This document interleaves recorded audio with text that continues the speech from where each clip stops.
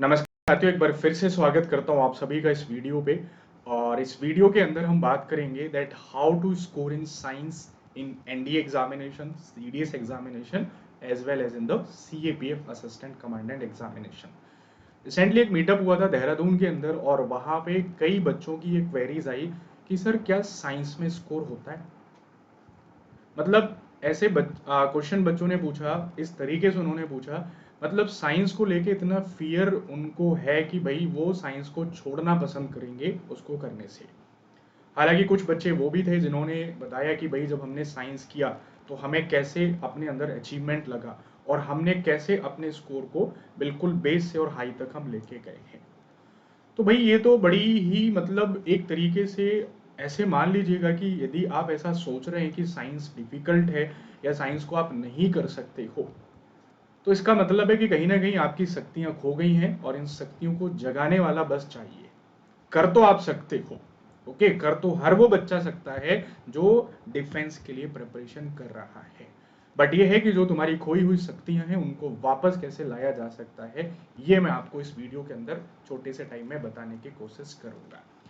Science को लेके मैं बात करूं, देखो, साइंस को लेके जब भी हम बात करते हैं तो एक बात अपने दिमाग में डाल लीजिएगा, आप जितने भी टॉपर्स से मिलोगे कहीं ना कहीं टॉपर्स ने अपनी स्ट्रेंथ बनाया है साइंस को। आप कोई सा भी एग्जाम उठा लीजिए, चाहे मैं बात करूं एनडीए पेपर के अंदर, या फिर मैं बात करूं सीडीएस के अंदर, या फिर मैं बात करूं सीएपीएफ के अंदर। एनडीए में साइंस के 50 क्वेश्चंस, सीडीएस में साइंस के 30 क्वेश्चंस और सीएपीएफ में साइंस के 30 क्वेश्चंस, जो पूरे पेपर को कई बार एक तरफा कर देते हैं। एक तरफ आपके बाकी के सब्जेक्ट, एक तरफ आप साइंस को देखें तो कहीं ना कहीं आप कम मेहनत में ज्यादा स्कोर किसी सब्जेक्ट में कर सकते हो, तो वो मैं कहूंगा कि भाई साइंस है। ये एक स्कोरिंग सब्जेक्ट आप इसको कह सकते हो क्योंकि इसमें लिमिटेड चीजों के साथ डील करके आप क्या है, एक अच्छा आउटपुट आप यहां से दे सकते हो। आउटपुट इन द सेंस का मतलब है कि you can score a good marks, you can deal with the more and more question with the limited study, with the limited topic coverage. कैसे कर सकते हैं थोड़ा सा मैं आपको बताता हूं इसके बारे में। बट सबसे पहले एक चीज अपने दिमाग से निकाल दीजिएगा कि साइंस इज टफ और मेरे बस की बात नहीं है। जिनको ऐसा लगता है तो कभी आओ सेशन के अंदर, पढ़ो, देखो, समझो। विद इन 5 to 10 days आपके अंदर से निकल जाएगा। आप ये कहना सीख जाओगे कि साइंस मेरे बस की बात है, साइंस में ही मैं सबसे ज्यादा करूंगा। तो देखा जाए तो यार पूरे पेपर का एक नजरिया बदल देता है जो बच्चा साइंस में अच्छा स्कोर कर सकता है। 50 क्वेश्चंस हैं और कमाल की बात यह है कि एनडीए में हमारे स्टूडेंट 46 तक सही करके आए हैं। रिसेंटली सीडीएस में एक बच्चा गया था, वो उसका फर्स्ट अटेम्प्ट में निकला है। सीडीएस में उसने 30 में से 27 क्वेश्चंस को हिट किया था। देखो ना स्कोर कैसे। सीडीएस में जहां आप जीएटी पेपर की बात करते हो, आपको 20 नंबर कट ऑफ को पार करने के लिए चाहिए, ओके। तो आप साइंस करके चले जाओ, इंग्लिश में स्कोर करो, आप देखो कैसे नंबर आएंगे आपके। मतलब जहां 30 में से 25 क्वेश्चन आपने साइंस के कर दिए, आपका जीएटी ऐसे चला जाएगा निकल के। सीएपीएफ पूरा गेम चेंजर है, जहां पे 30 क्वेश्चन में से आपने 25 क्वेश्चन साइंस के किए नहीं, पूरा गेम बदल जाता है। तो कहीं ना कहीं साइंस को आप ये समझो कि भाई ये क्या है, ये पूरा गेम चेंजर है, गेम बदल देता है जो लोग साइंस को अपनी स्ट्रेंथ बना लेते हैं। इसके लिए आपको क्या करने की जरूरत है, मैं नहीं कहता कि यू कैन आप 46 27 ये स्कोर लाओ, इसका 50 to 60% तो आप ला सकते हो। वो बच्चा जो साइंस को छोड़ के जा रहा है, वो यदि 50% स्कोर करेगा तो उसका स्कोर कितना अच्छा होगा। वो बच्चा जो साइंस को अपनी स्ट्रेंथ बना रहा है, वो यदि साइंस में अच्छे मार्क्स करेगा, उसका जीएटी का स्कोर कहाँ होगा। तो इसी वीडियो में मैं आपको ये भी बताऊंगा कि मैं आपके लिए 3 वीडियो की एक सीरीज लेके आ रहा हूं। उन 3 वीडियोस में मैं आपको ये बताऊंगा, 1 for physics, 1 for chemistry and 1 for biology. जिनको ये समझ में नहीं आता है कि मैं क्या पढ़ूं, अब लास्ट टाइम मेरे पास है, इसमें मैं क्या करूं, तो मैं आपको 8 से 10 टॉपिक्स बता रहा हूं साइंस के। अभी तक मैंने चैप्टर्स बताए थे, बट इस बार मैं आपको वो टॉपिक्स बता रहा हूं जिनको कवर करके आप अपने एग्जामिनेशन में मोस्ट ऑफ क्वेश्चंस को डील कर सकते हैं।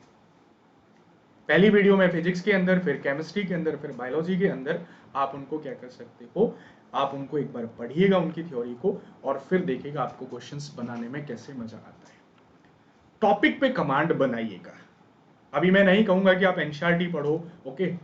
इस पेपर के बाद फिर मैं आपको बताऊंगा कि एनसीईआरटी को भी कैसे अप्रोच किया जाता है। क्या लेक्चर लगाने के साथ आपको एनसीईआरटी पढ़ने की जरूरत है? आप एनसीईआरटी पढ़ोगे, एनसीईआरटी के साथ आप कोई भी रेफरेंस बुक पढ़ोगे, साथ में पीवाईक्यूज, इन सब की कहानी मैं खत्म कर दूंगा सिर्फ एक लेक्चर से। अभी के लिए आपको क्या करना है कि 8 से 10 टॉपिक को आप अपने रिवीजन में फर्स्ट प्रायोरिटी में रखेंगे, और उसके बाद आप क्वेश्चंस लगाएंगे, तब आप अपना नजरिया देखिएगा। कहते हैं ना कि कई बार यदि आपको रास्ते की कठिनाइयां पता चल जाती हैं, तो उन कठिनाइयों से आपको जूझना आ जाता है और मंजिल आपके लिए आसान हो जाती है। अब आप उस रास्ते को तय करो, पहले उसकी कठिनाइयां देखो, फिर उनसे सुलझो, तो फिर उसमें टाइम लगता है। Success is not important, success with time is important, ध्यान रखना। सफल होना है, ठीक है, सफल होते हैं, सब होते हैं, जो इस दुनिया में आया हर व्यक्ति सफल होगा, लेकिन एक सही वक्त पर सफल होना वो मैटर करता है। आज आपके पास नॉलेज है, आज आप एग्जाम निकालते हो, तो विद इन द टाइम है तो आप चीजों को एंजॉय कर सकते हो, लेकिन क्या फायदा कि आज से 4 से 5 साल बाद जब आपका टाइम निकल जाएगा तब आपको चीजें समझ में आएंगी, तब आपके पास क्या होगा? नॉलेज होगी, एग्जाम को क्रैक कर सकते हो, बट टाइम नहीं होगा, एलिजिबल नहीं होगी। तो success with time is very important. तो भाई देख लो, मैं बहुत अच्छे ही छोटे लिमिटेड शब्दों में आपको समझा रहा हूँ कि this is not a subject of ignorance. आप इसको इग्नोर कर रहे हो, कहीं ना कहीं आप ये भूल रहे हो कि 50-30-30 ये इतना बड़ा स्कोर है, इसको आप छोड़ रहे हो। ये तो सीधा सीधा एक ऐसा सवाल हो गया कि आपकी थाली में खाना रखा हुआ है, एक तरफ कुछ एक तरफ कुछ, और आपने एक खाने को कंप्लीटली हटा दिया, ओके। तो भाई ठीक है, फिर तो आपके उसके मिनरल्स, वाइटामिन सब आपने खत्म कर दिए। At least you should test it ना, कि भाई इसमें क्या है, कैसा है, एटलीस्ट थाली में है तो टेस्ट तो करना चाहिए ना। आप इसको कंप्लीटली इग्नोर नहीं कर सकते हो, चाहे आप साइंस के स्टूडेंट हो, आर्ट के स्टूडेंट हो, कॉमर्स के स्टूडेंट हो, क्योंकि क्लास 10 तक सबने साइंस पढ़ी है, आप इसको इग्नोर नहीं कर सकते हो। तो जरा एक बार देखो, बैठो, सोचो, इन 3 वीडियोस को देखो, कौन कौन से टॉपिक हैं, इन 3 वीडियोस के टॉपिक को आप जो भी मेरा रिसेंट कोर्स है वहां से कवर कर लो, या फिर जो भी रिविजन्स अभी आप कर सकते हो किसी बुक से, किसी किताब से, कहीं से भी। मैं नहीं कहता कि मेरे से ही करो, बट मैं आपको कह रहा हूँ कि ये टॉपिक्स आप करके जाओ, दैट विल हेल्प यू। और फिर देखो अपने अंदर चेंजेस, कैसे आप एग्जाम में स्कोर कर सकते हो। तो इस बार ये करो, अभी आपके पास 1 महीना है एनडीए सीडीएस वालों के लिए, इवन दोज सीएपीएफ एस्पिरेंट, उनके पास भी अभी टाइम है, अगस्त में एग्जाम है, ओके। अगस्त, उनके सॉरी उनके पास टाइम नहीं है, तो जो भी लिमिटेड टाइम है उसमें आप उन चैप्टर्स के प्रैक्टिस एटलीस्ट लगा सकते हो, उनके क्वेश्चंस आप कर सकते हो, फिर देखो आप साइंस में आपका स्कोर कैसे बूस्टअप होता है। तो 3 वीडियोस मेरी आएंगी, important topics in physics for NDA CDS, then important topics in chemistry, important topics in the biology. ये तीनों वीडियो आप कर सकते हैं, एक बार इनको देखो, एंड अनअकैडमी पे आप मेरे को फॉलो कर सकते हो साइंस के लिए। एक बार साइंस में फॉलो करोगे तो मैं ये भुलवा दूंगा आपसे कि साइंस टफ है। टफ कुछ नहीं है, तरीका आना चाहिए, तरीके से करोगे तो चीजें आसान हो जाती हैं। You can use my code SS30, okay. तो मिलते हैं जल्दी ही नेक्स्ट वीडियो में। और एक गुड न्यूज़ ये है कि मैंने सुबह बताया था, रगड़ा सीरीज जो मेरी प्रैक्टिस सीरीज है, ये एनडीए और सीडीएस वालों के लिए अभी मैंने स्टार्ट की है, आप इसको फॉलो कर सकते हो, और ये भी एक रामबाण सीरीज है जिससे आपको हेल्प मिलेगी। चलिए, thank you very much, let's meet in the next 3 videos for physics, chemistry and biology. जय हिंद, जय भारत।